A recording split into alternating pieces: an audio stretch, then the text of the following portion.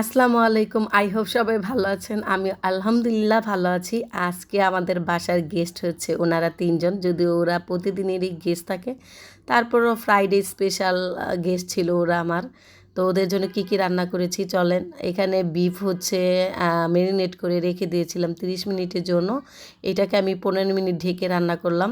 তারপরে মাংসটা যখন এরকম কষিয়ে আসবে তখন এখানে আমি হচ্ছে আলু অ্যাড করব। আলুটা দেওয়ার উদ্দেশ্য হচ্ছে তারা গরুর মাংস আলু দিয়ে খাবে, কারণ বাচ্চারা একটু আলুটা বেশি পছন্দ করে। তারপরে ঝোল দিয়ে একটু ঢেকে রাখবো। রান্না করা প্রায় হয়ে গেছে। এই যে ঝোলটা মাখা মাখা হয়ে গেছে, এখানে আমি হচ্ছে দিব জিরের গুঁড়া। যে কোনো মাংসে হচ্ছে জিরার গুঁড়ো দিলে ৩ গুণ স্বাদ বেড়ে যায়। তো জিরার গুঁড়োটা দিয়ে আমি বেশিক্ষণ আর রান্না করব না, এখন আমি নামিয়ে নিব। আর আমার তরকারির কালারটা আসছে এরকম।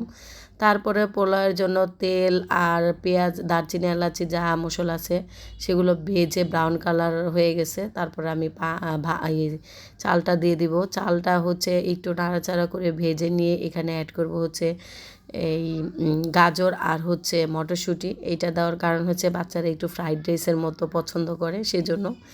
তারপরে গরম পানি দিয়ে পানিটা যখন পরিমাণ মতো দেওয়া হবে সব কিছুর সাথে একটু মিক্স করে এখন লো আঁচে একটু পোলাওটা রান্না করে নিব।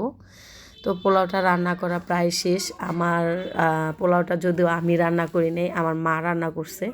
আর মায়ের হাতের রান্না বেশি মজা। তো আমার পোলাওটা হলো এরকম। তারপরে চলে গেছে হচ্ছে এই যে চিংড়ি রান্না করার জন্য। যদিও এটা ভাজার কথা ছিল, কিন্তু ভাজবো না, একটু দো পেঁয়াজুর মতো করব।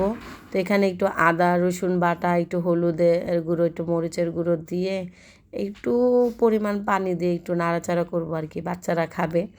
তো স্বাদের জন্য হচ্ছে এখানে আমি ধনিয়া পাতা আর হচ্ছে কাঁচামরিচ দিলাম, জাস্ট ফ্লেভারের জন্য। তারপরে আমি আমার জন্য লতিও রান্না করছি। এই যে আমার রান্নাগুলো শেষ, বাচ্চারা কিন্তু খেয়ে সেই রিভিউ দিয়েছে। তো টাটা, বাই বাই, আল্লাহ হাফেজ।